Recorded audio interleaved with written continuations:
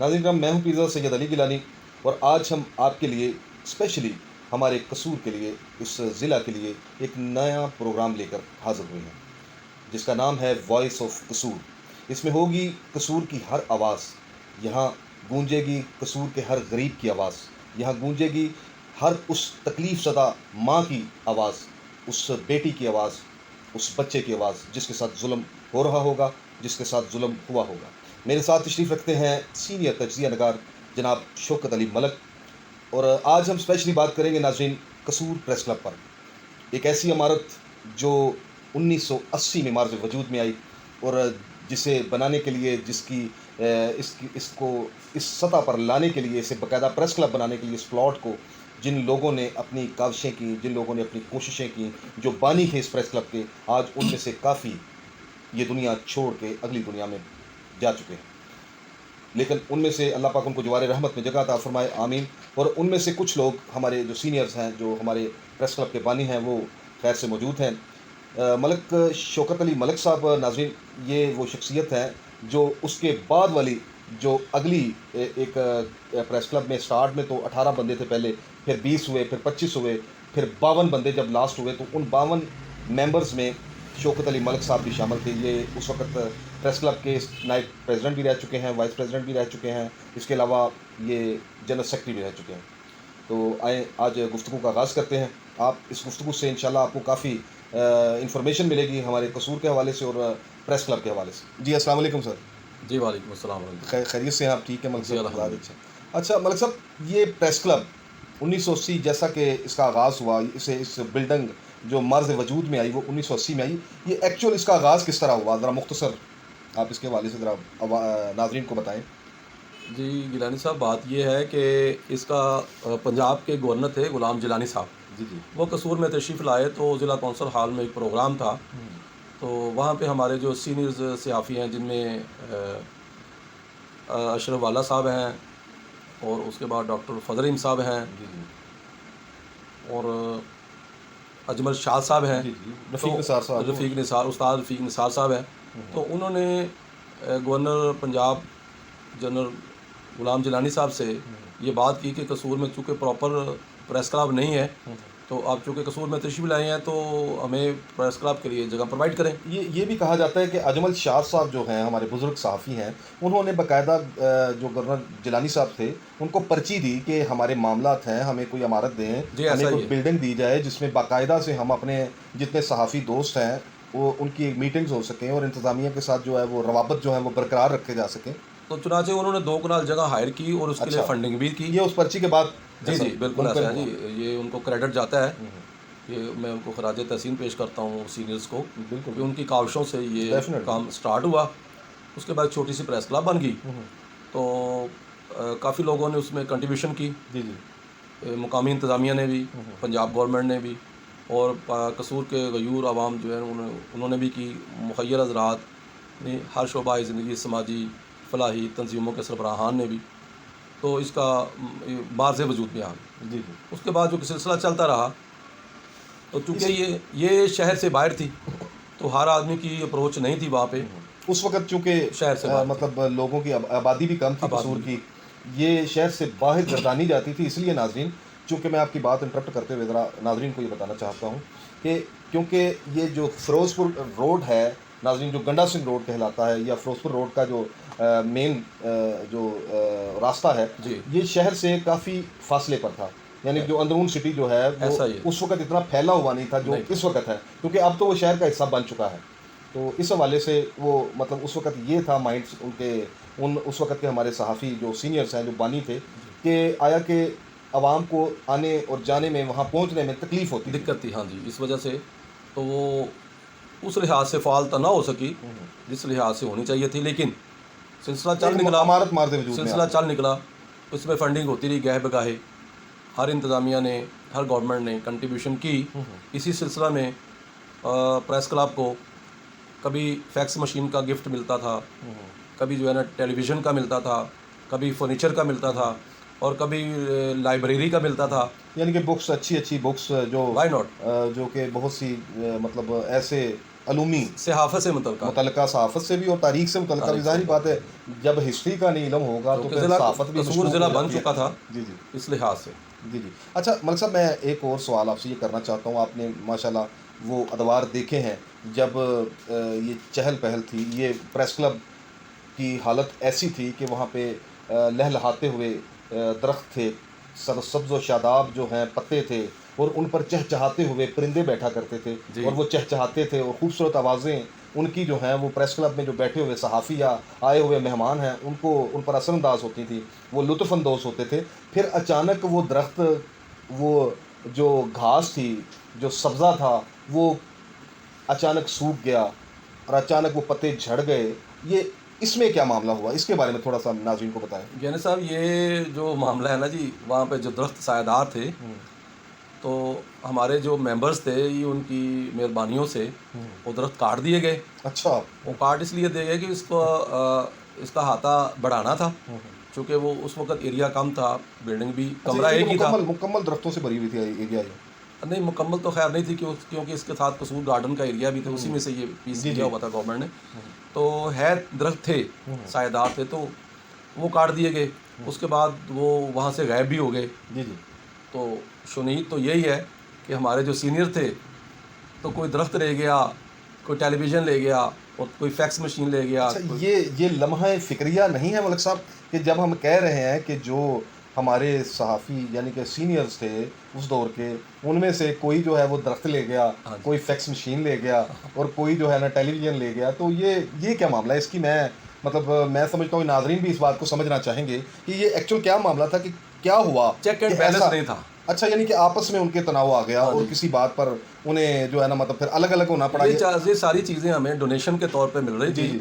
तो इसका check and balance नहीं था। हुँ, हुँ। तो जिसकी हाथ में जो चीज़ आई वो लेता गया। हुँ, हुँ, हुँ। तो इवन देन के इस ज़िमन में तो काफ़ी क्या सीनियर्स को मैं आपकी फिर बात में थोड़ा-सा जो है ना ये इंटरप्ट करूँगा कि आया कि कोई लीडर, ज़ाहिर बात है उस वक़्त भी प्रेस क्लब के प्रेज़िडेंट होंगे, जी, जी डॉक्टर होंगे। फ़ज़ल रहीम होंगे या कोई और थे, जी, जी। क्योंकि एक डॉक्टर अफ़ज़ल नासर भी बताया जाता है, वो भी सीनियर सहाफ़ी में ऐसा ही है। शामिल थे। फिर एक वो खान साहब थे, अपना कोट उस्मान खान से जिनका तल्लुक़ था, वो भी अमरोज़ और बड़े अच्छे-अच्छे जी, जी, पेपर्स, खाने खां साहब। खाने खां साहब उनका, इमरोज़ वाए वक़्त के हाँ, वो रिपोर्टर रह चुके हैं, और वो रिपोर्टर थे। ऐसे सहाफ़ी थे नाज़रीन, क्या नाम बताया था जी आपने? खाने खां साहब। खाने खां साहब।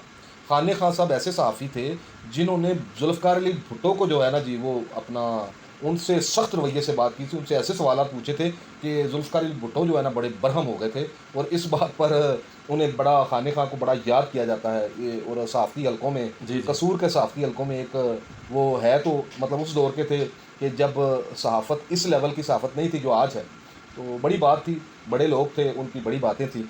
तो मलिक साहब, ये फिर हुआ ये कि इनकी आपस में जब तनाव, यानी कि आपस में जो तशनगियाँ जो पैदा हुई, जी। इसकी वजह आखिर कोई तो प्रेसिडेंट होगा ना जी? इसकी वजह मेन ये थी कि जो फंडिंग आती थी, पैसे आते थे, पैसे का सिलसिला था। तो ये सिलसिला ज़र ज़र ज़र ज़न ज़मीन, हुँ, हुँ। तो इसी में ये प्रेस क्लब भी इसका शिकार हो गई।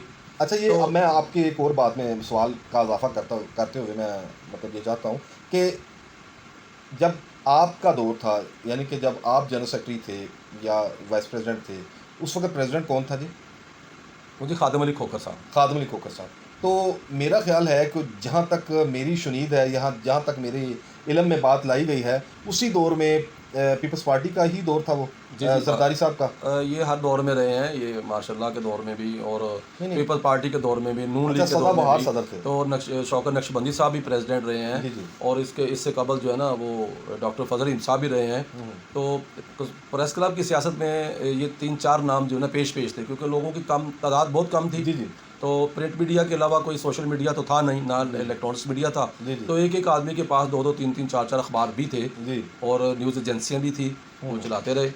तो बात ये करने की है कि इस ज़िमन में प्रेस क्लब की वजह से कुछ लोगों को प्लॉट भी अलॉट किए गए। हुँ, हुँ।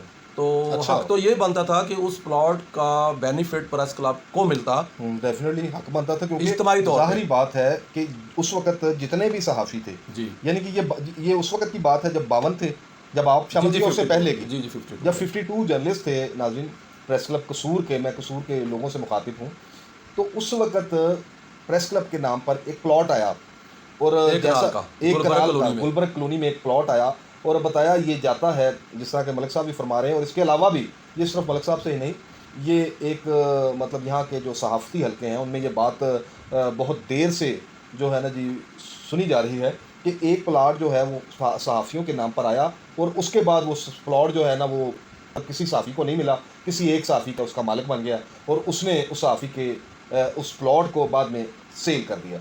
ऐसा ही हुआ है जी। जी ऐसा ही है, सितम ज़रीफ़ी है जी वक्त की। तो इसके अलावा चौधरी मंजूर साहब ने भी कोई ग्रांट दी थी। जी वो राजा परवेज़ अशरफ वज़ीर-ए-आज़म पाकिस्तान थे, तो उस ज़मन में हमारे जो दोस्त हैं मकामी MNA चौधरी मंजूर अहमद साहब, उनकी खुसूसी काविशों से कसूर प्रेस क्लब को उस वक़्त 25 लाख रुपए मिले थे। जो आज के कितने होंगे सर? जो जी समझे कि वो 1.25 करोड़ के करीब 1 करोड़ 25 लाख रुपए के करीब बन सकते थे अगर उसको प्रॉपर तरीके से इस्तेमाल किया जाता। तो मैं समझता कि कसूर प्रेस क्लब का नक्शा ही कोई और होता, जैसे लाहौर का है। गिलानी साहब अगर उसको यूटिलाइज़ किया जाता तो अंदेशा उस वक्त भी ये था कि ये लोग आपस में बंदर बांट ना कर लें, तो फिर कमेटी तश्कील दी गई और उन पैसों को बैंक में जमा करा दिया गया, जो अभी तक बैंक में जमा आज है। तक बैंक में है उसका और प्रेस क्लब को अभी तक कोई बेनिफिट फ़ायदा नहीं मिल सका। ना किसी सहाफ़ी को बेनिफिट मिला ना सहाफ़ी तो लेना चाहते थे, लेकिन ना, क्योंकि वो एक लालच जो जब दरमियान में हिर्स की एक दीवार बन जाती है नाज़रीन, तो उस वक़्त ये भी बहुत बड़ा लम्हा फ़िक्रिया है कि उस वक़्त फिर जो है इंसान की अंदर जो एक ज़मीर है वो ज़मीर की मौत हो जाती है। और जब ज़मीर की मौत हो जाती है तो फिर हमेशा एक प्रेस क्लब हो और उसके सदर कम, तो फिर यही होता है।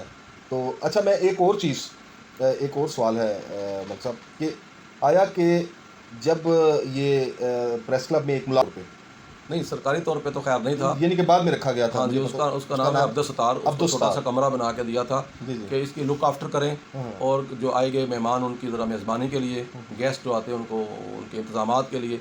तो वो बेचारा कुछ देर तो वो ड्यूटी देता रहा। जब वहाँ के बिजली के वो कनेक्शन काट दिए गए, वहाँ पे जो टेलीफोन लगे थे, फैक्स मशीन थी, तो अदम अदायगी की वजह से वो कट ऑफ हो जाते थे।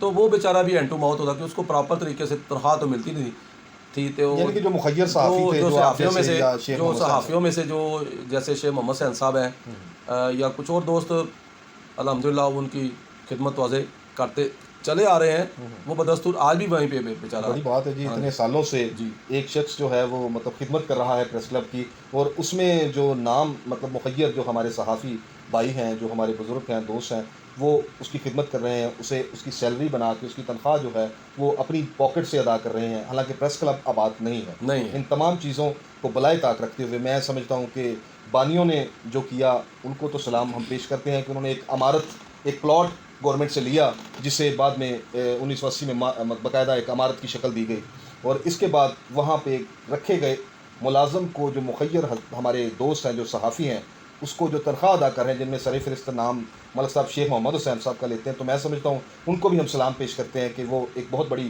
खिदमत कर रहे हैं। जहाँ वो मुलाजम खिदमत कर रहा है, ये हमारी तरफ से तमाम जितने भी जर्नलिस्ट हैं कसूर के, उन सब की तरफ से ये उसकी खिदमत कर रहे हैं। ये बहुत बड़ी बात है। नाज़रीन, मैं चाहता हूँ कि आज इतना ही व्लॉग होना चाहिए, इसकी काफ़ी चीज़ें हैं। मैं एक बात हाईलाइट करना चाहता हूँ कि हमारे सहाफ़ियों के नाइतफ़ाक़ी की वजह से अभी तक कसूर में सहाफ़ी कॉलोनी का क़याम नहीं आ सका। बहुत बढ़िया। और अगर हम सारे ग्रुप को ख़त्म करके एक ही प्लेटफॉर्म पे, जिसको हम प्रेस क्लब कहते हैं, हमारा जो मरकज़ है, वहाँ पे इत्तेहाद किया जाए, तो ये कोई इतना मुश्किल काम नहीं है। पाकिस्तान के हर शहर में एक सहाफ़ी कॉलोनी है, ये हमारा हक़ है, राइट, गवर्नमेंट से लेना।